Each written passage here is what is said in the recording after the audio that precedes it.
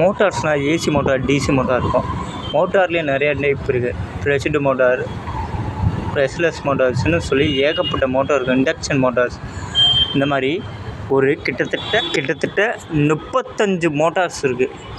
இந்த ஒவ்வொரு மோட்டாரும் எதுக்குரிய மோட்டார், இது எப்படி ஒர்க் ஆகும், எவ்வளோ ஸ்பீடில் ஆர்பிஎம்மில் சுற்றும் அப்படின்ற இந்த மோட்டாரை பொறுத்தளவுக்கு இப்போ பார்க்க போகிறது ப்ரஷ் மோட்டார். இந்த மோட்டரை பொறுத்தளவுக்கு 2 மேக்னெட் இருக்கும், நார்த் அண்ட் சவுத். உள்ளே இருக்க காயில் வழியாக தான் எலக்ட்ரிசிட்டி போகும். ஸோ இந்த மோட்டார் பியூர் டிசியில் ஓடக்கூடிய மோட்டார். அதாவது ஏசியை டிசியை ரெக்டிஃபயரை வச்சு டிசியை கன்வெர்ட் பண்ணி அந்த கரண்ட்டில் ஓடக்கூடியது பியூர் டிசி தான் இதில் இருக்கும். அண்ட் இது வந்து எலக்ட்ரிக்கல் எனர்ஜியை மெக்கானிக்கல் எனர்ஜியாக கன்வர்ஷன் பண்ணும். ஃபார் வெஹிக்கிள்ஸ் ஆகலாம் இருக்கலாம், இல்லை வேறு எதாவது எனர்ஜி சோர்ஸஸ்க்காக இதை பயன்படுத்தலாம். இதோட அப்ளிகேஷன் இவி வெஹிக்கிளுக்கும் அண்ட் ட்ரோன்ஸுக்கும் இதை பயன்படுத்துவாங்க.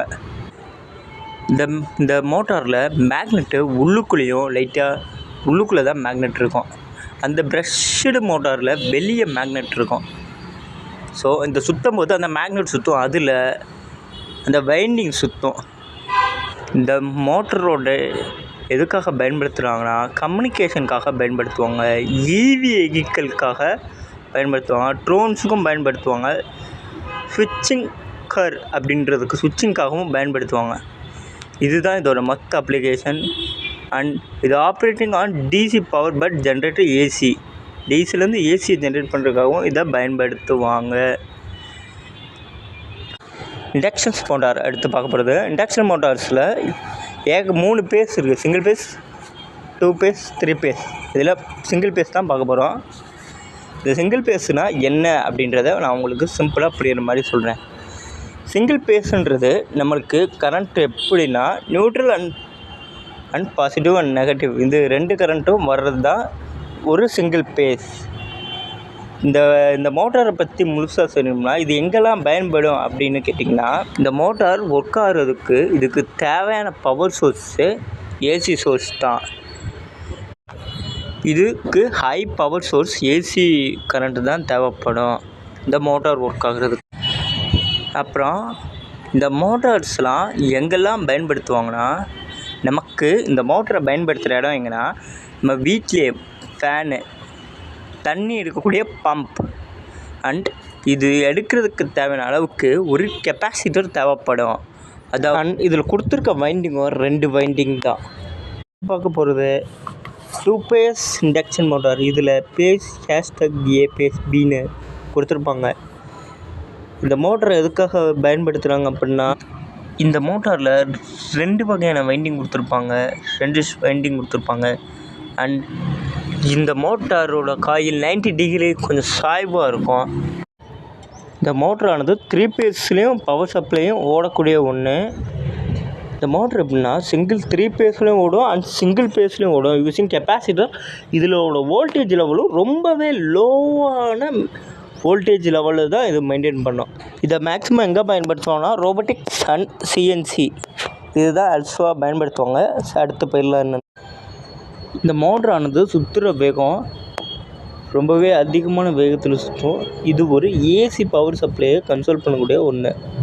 அண்ட் இதில் டிசியும் கொடுக்க முடியும். இந்த மோட்டரானது அன்லைக் மோட்டராக இண்டஸ்ட்ரியல் சம்மந்தப்பட்ட வேலைகளில் இந்த மோட்டரை அதிகமாக எடுக்கிறது இல்லை.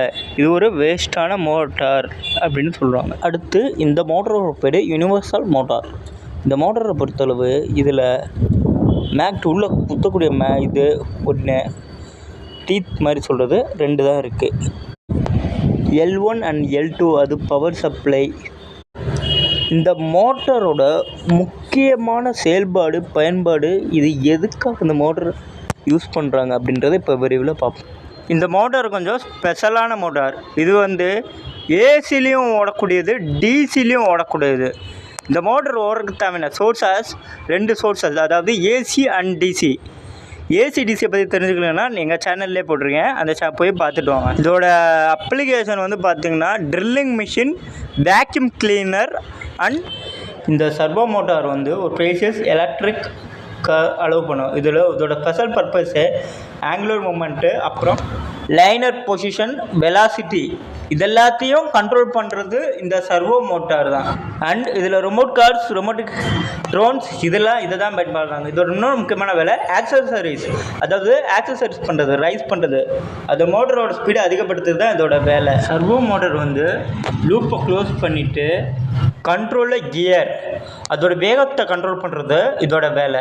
இந்த ஆர்சி காரில் இவ்வளோ குறிப்பிட்ட ஸ்பீடில் போகணும்னு சொல்கிறத இதை கியர் கண்ட்ரோல் பண்ணுறது இதுதான் இந்த மோட்டரோட வேலை. இதை ஆர்சி காருக்கும் பயன்படுத்துவாங்க, ட்ரோன்ஸுக்கும் பயன்படுத்துவாங்க.